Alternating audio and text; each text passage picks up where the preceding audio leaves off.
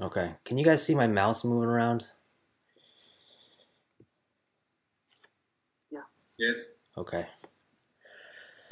All right, guys, so we're going to talk about the 50 EMA bounce trades today, okay? So that's going to be our first course topic. It's going to be the one of the easiest setups to figure out, to find on the charts, but we'll go through very quickly what it is first, and then we'll go through the rules, and then some examples. So it's called the intraday 50 bounce ID 50 on the 15-minute chart. Okay, so this is a trend continuation setup, meaning like it'll be after you find an anchor like M or W reversal, then you're going to look for a continuation setup in the middle of the cycle.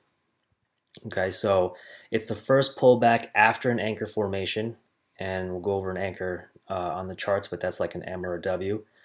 This pullback occurs in all the time frames, so it can be on the M15, which we call an ID50 or intraday. On H1, we call it the 50-50 bounce, okay, or the 1 hour bounce.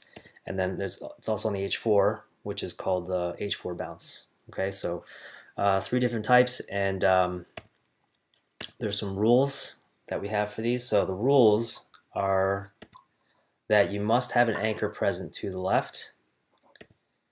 Okay, the 1350 EMA has to cross. And then the first pullback to the 50 EMA has to be 25 to 50 pips. Okay, and we like to see a fast, quick move back to that 50 EMA that will signify, inducement, trapping, shift by the market makers. Okay, so we're going to wait for the price to bounce or trap off that 50 EMA, and then we're going to look for an entry trigger, and that's going to be either railroad tracks, some kind of star pattern like a morning star or evening star, cord of wood, or a shift candle. Okay, and it's going to close above or below the 13 EMA, obviously, depending on if it's a buy or a sell. And then we're also going to have TDI confirmation. Okay, and that's an RSI crossing over the signal line in the direction of the trade. Okay, so we're going to look at some examples. So this is what I talk about when I say an anchor. So look at this big M anchor, right? And then you're going to look for the 13 EMA to cross the 50. Okay, so the 1350 cross. First pullback to the water. Okay, and it's better when we get 2 pins. Sometimes you only get 1. That's a little bit weaker. All right, but you want to see 2 pins to the water at least, if not like a trapping activity, like a whole candle going above, closing above it, and then the next candle closing back below like that. So we want to see trapping activity. We want to see pins to the water. That's the first pullback. We want to see 25 to 50 pips at least from that. Okay, and then you're going to look and you're going to confirm with the RSI that the signal line is crossed over. Okay, so crossing down in this case because we're going down. So RSI crossing down over the red signal line, and the shift candle closing below the 13 EMA. It does not have to cross below the market baseline. Okay, so it's not like an M or W where it has to go below the market baseline. All it has to do is cross the signal line, and that's it. Okay, so M anchor 1350 cross, first pullback 25 to 50 pips.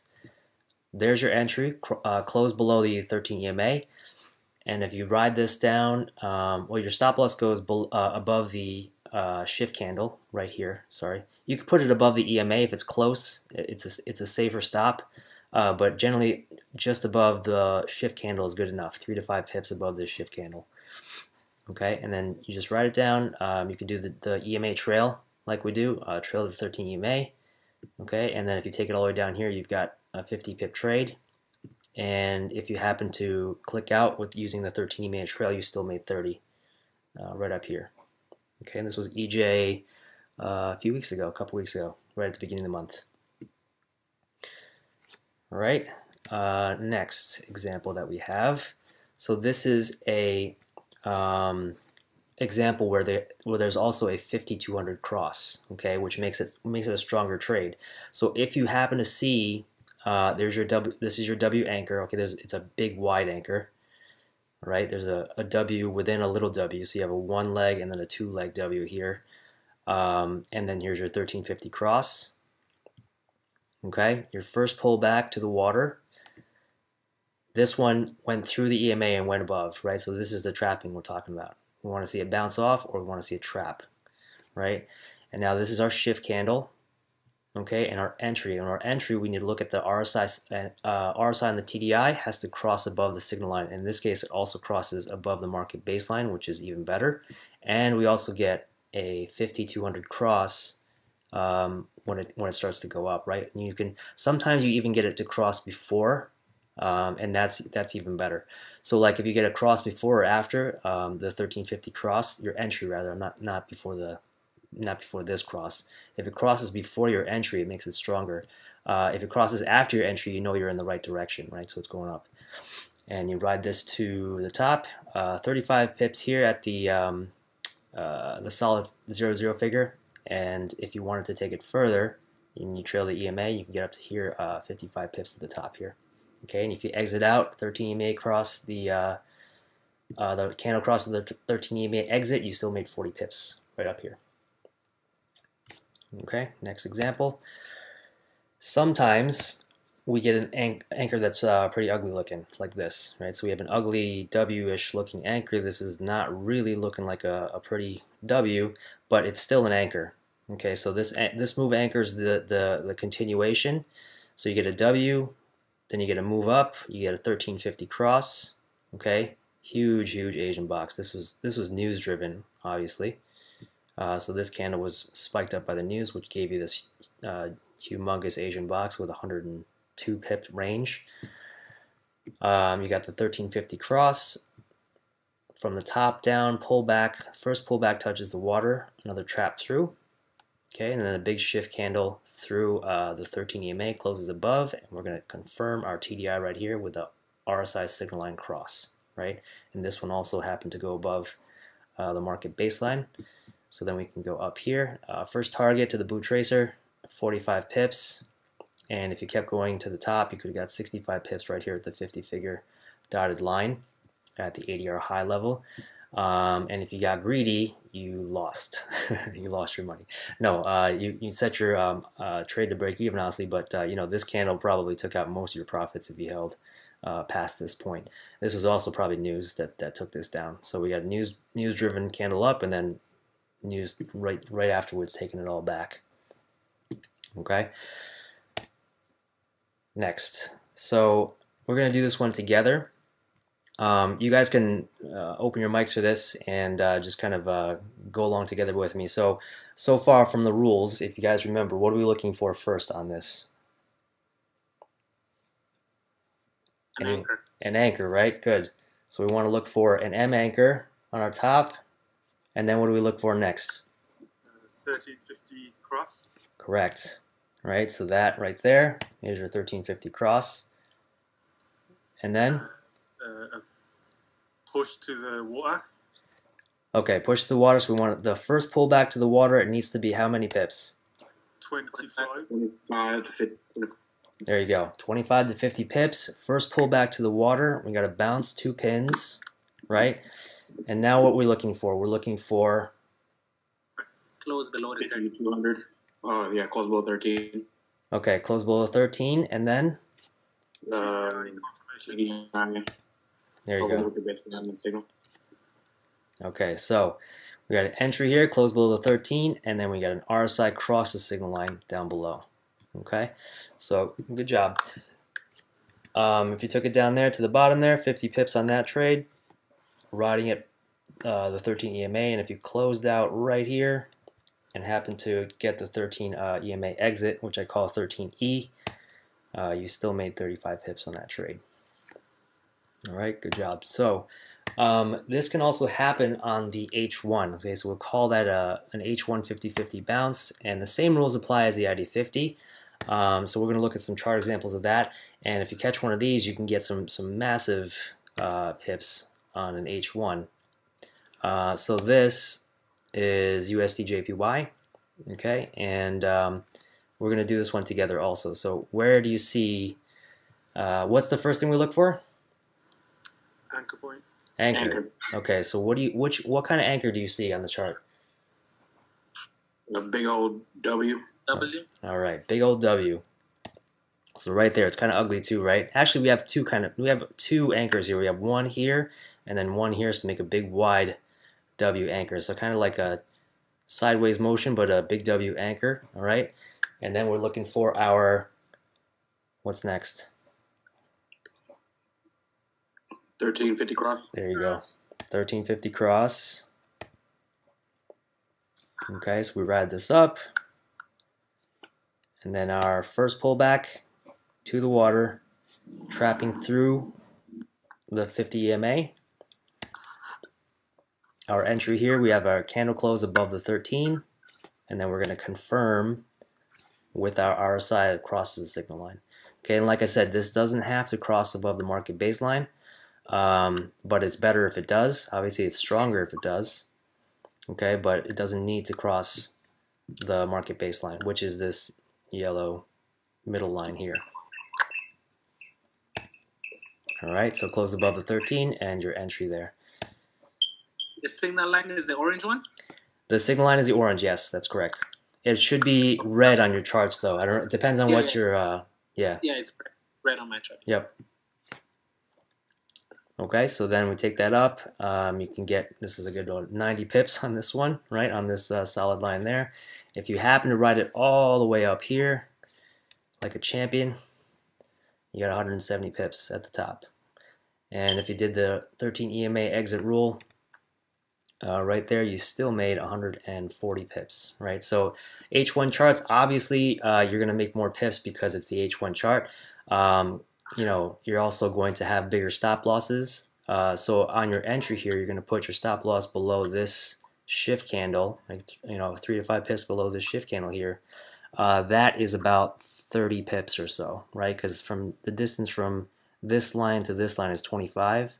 So we're looking at about 30, 35 pip stop loss for a potential, you know, 90 to 170 pips, right? So higher time frames, you know, larger pips, and you're also holding for a much longer time. Now you got to think this line here and this line here denotes 1 week. So if you're holding this trade, you're probably holding it 3-4 days, maybe like on a Tuesday, holding until like a Friday, you know, and getting out on Friday. So, you know, it's like a swing trade, holding for a few days to get this kind of the pip number that you're getting. All right, let's look at the next one. So this one is NZD USD, right? NU. On these kinds of pairs where the ADRs are really low, I kind of like to trade these setups because you're looking for, you know, big pips, but on the higher time frames, and with a small ADR, finding a setup on the M15 really, you know, doesn't give you a whole lot of profit. So you can trade the H150 bounces on the smaller ADR pairs and look for those setups on the smaller ADR pairs. Okay, so where's our anchor this time? Clean looking W on the left there. There you go, right there. So we got an anchor, and then we have the 1350 cross right there. Okay. And then we look for our first pullback to the water. Make sure it's 25 to 50 pips. This one you kind of get 1 pin, 2 pins, almost barely just got that second pin or first pin on the water, but the second pin seals the deal right there, right? So after that pin to the water, that's your first pullback. Then you get your entry right there, close above the 13. Okay, and now this again, your stop loss is going to be a little bit larger, right? So, sorry, whoever has their mic open right now can just mute because I'm getting some feedback. Okay, so maybe I'll just mute you myself. There you go. Okay, so your stop loss is going to be a little bit bigger. So this from this line to this line is 25 pips, right? So again, you're looking at a 30-ish, 30, 35 pip stop loss. Okay, and then if you're riding it to the top, you're going to get, oops, where's my, oops, sorry, we have a RSI crossover, forgot about that. RSI crossover, cross above the signal line, confirms this entry, close above the 13. You're riding it to the top, you get 85 pips on this trade to the 50 dotted figure. Okay, if you're doing the 13 EMA exit, okay, closing below this candle exit, then you still made 65 pips on that. All right. I saw some questions for, or maybe it was questions, I'm not sure, but I'll get to the questions at the end, unless it was somebody telling the person to mute their mic. Okay, so we can also look at trades that did not play out, okay? And then we took some trades yesterday that didn't play out, and they were ID50 trades, okay? So we're going to go over those trades because it's important to look at trades that did not work out as well, because you're going to get setups that don't work out, okay? That's part of trading. They're not always going to work out. They're not always going to be 100%. But you know, the key is to minimize your losses on things like this, right? So this was our EU when we came out of the Asian session on Tuesday, which was yesterday, right? So we had three pushes out of the box, okay, and they gave us a spike, a V spike, right here, and then into like what I said was this is called a half a Batman W formation, okay? So this was our anchor for our W, okay? And then up here where our first pullback down here, it was just about 28, 29 pips, almost 30 pips to this water here, okay? So first pullback to the water, and then this was our close above the 13. We had an RSI cross over the signal line. This is where we took our entry. Now we only got, I think it was like 10 pips on that before it reversed down and it closed below the 13, so we killed the trade, right? So we lost about, I think, you know, it wasn't like it was like a 3-pip loss or something like that. It wasn't that big, but at that point, that's where we lost the trade. And the reason why this didn't work out, there's not really any reason why it didn't work out. It's just that it was a ranging pair. EU was going sideways. You can see the EMAs were not really, you know, they weren't fanned out. They weren't very, I guess, uniform. And when you see EMAs crossing up and down like this, all you can say is that the market is ranging and choppy, right? There's no, you followed the rules and you still did everything right. It's just that the setup didn't work out. So, you know, you're gonna get trades like that from time to time. Don't you know, beat yourself up about it. You just take the next setup. If you see another setup, you take the next setup. Okay, so that's one of the trades that did not work out for us. Another trade that we took was this one, which was USDJPY. Okay, and this was a let's see, out of the Asian session, we came out, did not come out of the box anywhere on the Asian session. So off the bat, it didn't really give us any kind of pattern. We weren't really looking for anything on UJ because during London it doesn't really move. You could see that, right? Like there's really no volume on UJ in London session. So when it came out to New York session, okay, we had the 1350 cross here. Okay, this was our anchor. Oops, I'm gonna have to. What was that? Okay. Okay, so this was our anchor. Okay, Asian session, first leg, London session, second leg, M, 1350 cross here. Okay, first pullback to the water. That was definitely, let's see, I think it was around, this is 45 pips, so I think it was pretty close. It might not have been actually 25 pips, I'm not sure, but it was pretty close anyway. But that's one of the reasons why if you don't get a strong pullback, like generally 25 to 50 pips, that's your you know, minimum. But if it's less than 25 pips, sometimes it's not as strong. And with a pair like UJ with an ADR value of you know, 66, getting 25 pip pullback on an ID50 move is tough to do. So on a lower ADR range pair, you might not always get 25 pips pullback to the water. It might be less. But then also know that when the move comes down, you're probably not going to get a lot out of the move as well. So once this came down and closed below the 13, we got our signal cross below the signal line. Then that was our entry right there, and we took that. That came down also about 10 pips, right? Same thing as EU, and then started to roll back up. And when it did that, we killed the trade, and we took a small loss on there, right? So a couple of trades that didn't work out, and a couple reasons why was just, you know, like I said, markets right now, volumes are really low in the summertime. European countries are on vacation, not a lot of liquidity going on in the markets, and that's just the way it is in the summer. Things pick back up in the fall, but setups like this, especially continuation setups, tend not to work out. But at least you know, you guys know why we took the trades we did, and why they didn't. You know, sometimes they just don't work out. So those are those are all the examples there. So that's pretty much it for the ID50. So if you guys have questions on that, you guys can open up your mics now. You can let me answer some questions for you. I can go back to some of those chart examples if you want me to, and we can look at them, or just let me know. Hey Jeff, can you just go back one slide? Sure. Just the last UJ. This one? Yeah, the ID50 in Asia. ID50 in Asia. This one? Nope, in the Asia. Oh, blue here, line. this one. You got an anchor, you got a cross, you got a big pullback. So we got the M anchor here. We got a 50 cross here. Okay, then a pull back to the water. But we're looking for a short there. Get one right here. Right before the jump. Right there. Oh, right here. There. I don't know what TDI is doing right there. I haven't looked. Yeah, let's see here. Cross. So like this candle would have been first, and it's close. Yeah. Yeah. It's close, but if you took that, your stop loss would have been up here. You would have got stopped out right here. Okay. That's exactly what I was going to ask. Thank you. Yeah. It would have worked out if you let it ride, but I mean, you just don't know. Right.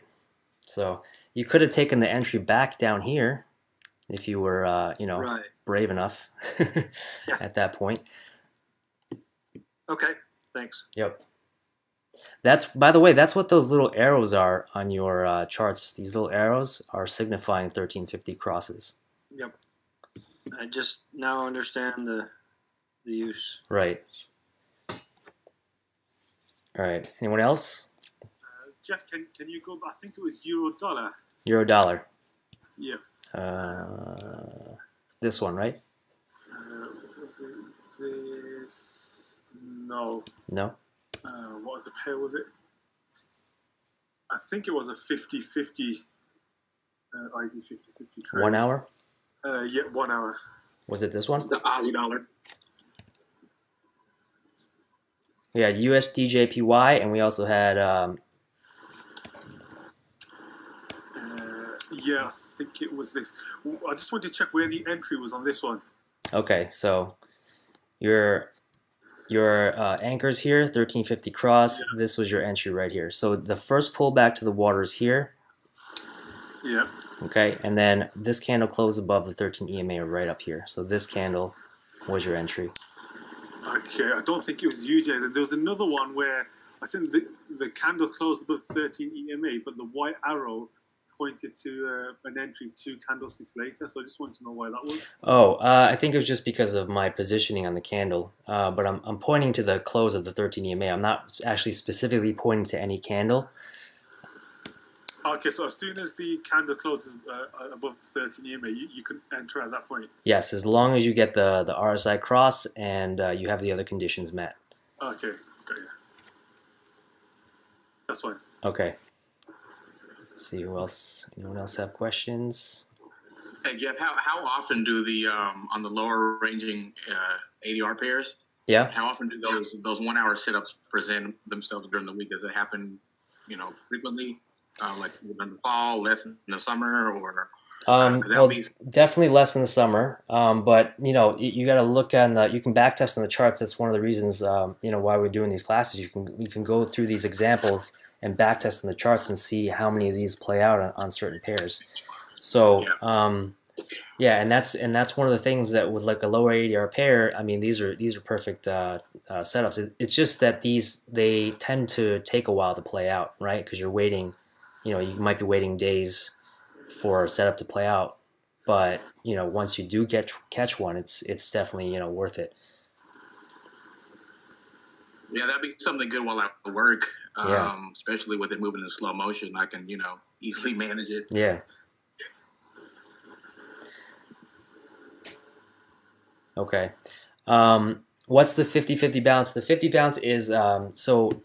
It's the 50 EMA. It means it bounces off the 50 EMA, and it also bounces off the 50 static on the TDI.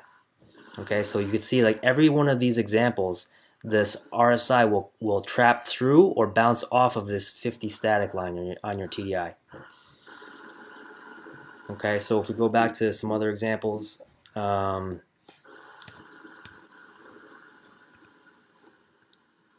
like here, okay, so you can see on this bounce right here, this touch of the water to the 50 right here, it touches the 50 static up here, right?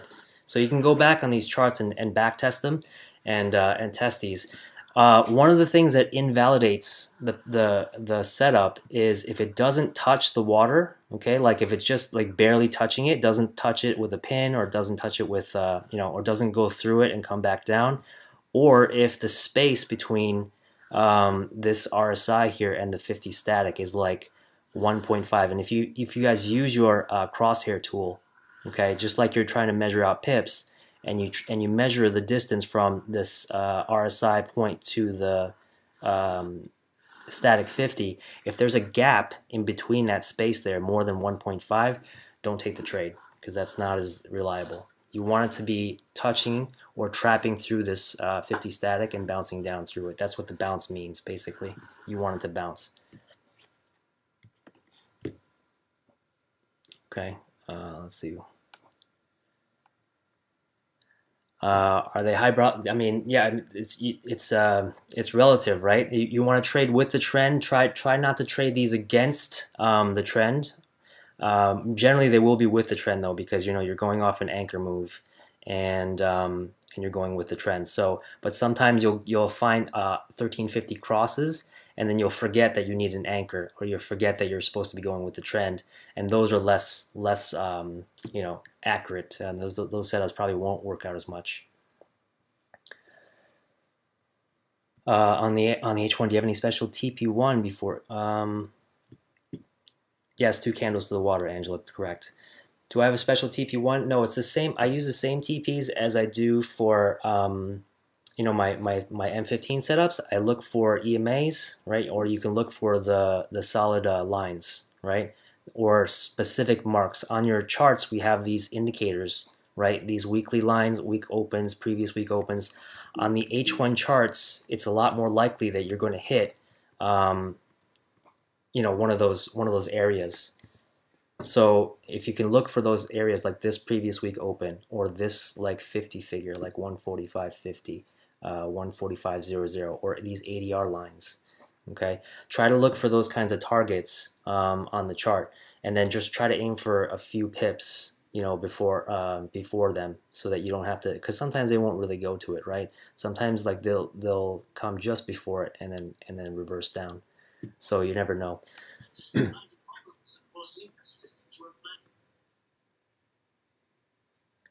Okay. Anyone else?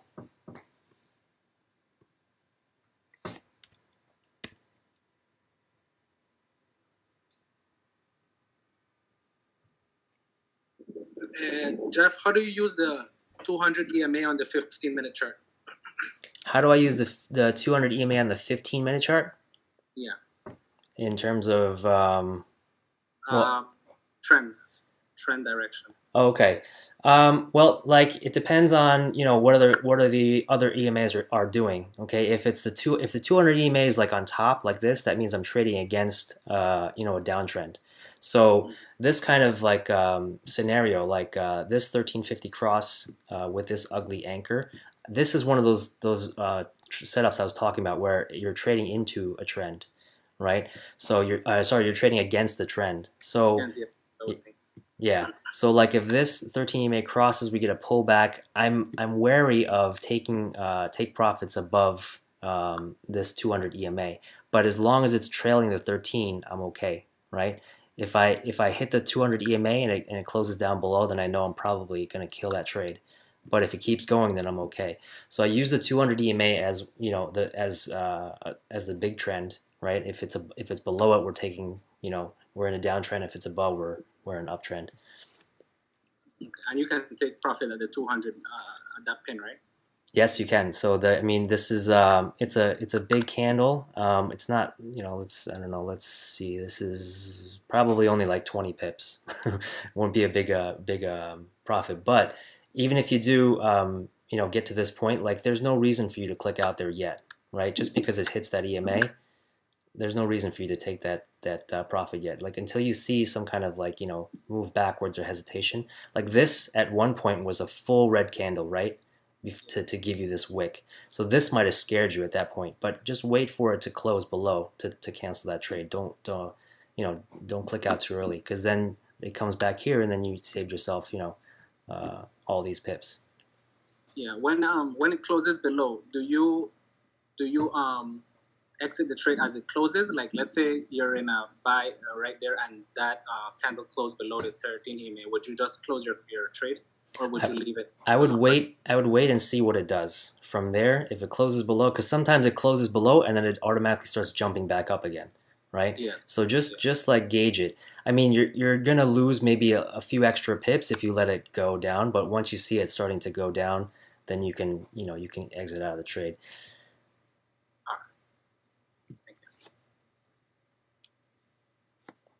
The whole point is just to minimize your losses. If it's not going to go your way, and if it does, if you close it and it goes the way you want it to go in the first place, you get frustrated. But that's the way it is. You can just always you find another entry on another pair or another setup. Yeah, that's the reason why I asked if you personally would just close it as it closed below the 13, because sometimes it would just create a railroad and I'm gonna get frustrated. Yeah. Okay, any more? We got one more.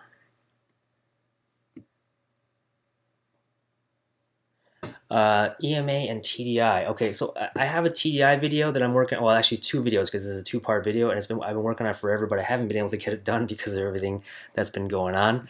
But the TDI is really, really helpful in taking trades and finding direction. But the thing is that you have to also look at TDI on the other time frames.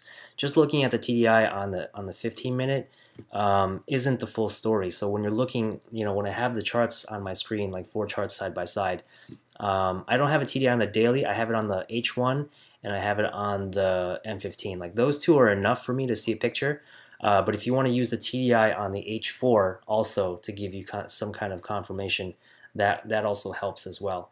But generally, like I said today in the session, I like to see that the TDI on the H1 is congruent with what's going on the TDI and the M15.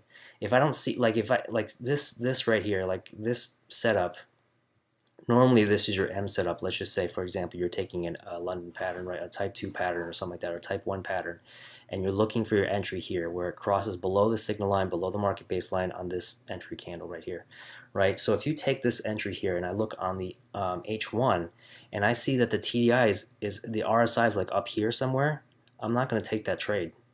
It's above the market baseline. It's not anywhere near where it should be in relation to what I'm trying to do. So if you see the RSI up here, like for me to take that trade, I have to see at least some kind of like curving down motion and a cross down over the TDI. It can be above the market baseline. That's okay. Because on the TDI, the larger time frames, it's going to move slower, right? Because you're zooming in on a section of the H1. So it can cross below the signal line. It can be above the market baseline, but I need to see some kind of movement downward if I'm taking a sell trade. If it's still pointing upward for me on the H1 and I'm taking a sell on the M15, then I'm not feeling as confident with that trade. It could give me a few pips down, but it could also bounce right up and continue upward. EMAs are also another thing. Is when you're looking at entries and we're looking at trades, I tend to not take trades where there's no room for me to take profit before the EMAs. Like, let's say I was taking entry here. Okay, if I took an entry here, I have this 50 EMA right in front of me. Okay, I have no guarantee that they're not going to just bounce right off this EMA and come back up. So I'm not going to take that trade until this closes below the EMA, and then I can take that setup trade. At that point, your stop loss is going to be bigger, but in that instance, what you do is you just take a smaller lot size, a smaller position. Okay, so you're still risking the same amount of the account, and you still can still make the same amount. Right, you're still going for a 1-to-1 or a 2-to-1, but you're taking a smaller lot size, you're taking a smaller position, and you're risking the same amount on your account. Okay, does that make sense?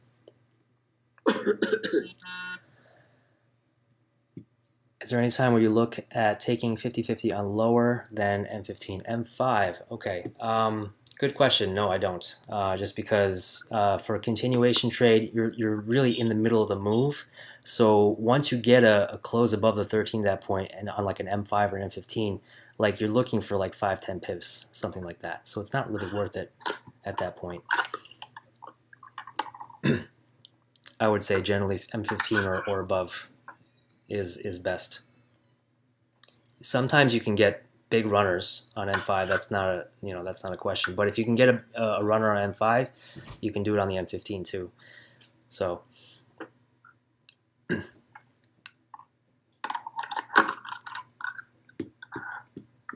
okay. Anyone else?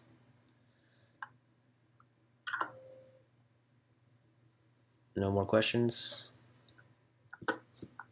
Okay. So I'm going to have this recording up on the website for you guys to go back and watch for those that did not make the beginning of the session, or for those obviously that did not watch the recording or the live session. And that's pretty much it. If you guys have questions on this later, you guys can message me on the Telegram group, and then I will take care of those for you. All right, so good class today. Hope you guys learned a lot. And the next session we'll go over the other setup, or new setup. Thanks, Jeff. No problem. Thank you. Thank you.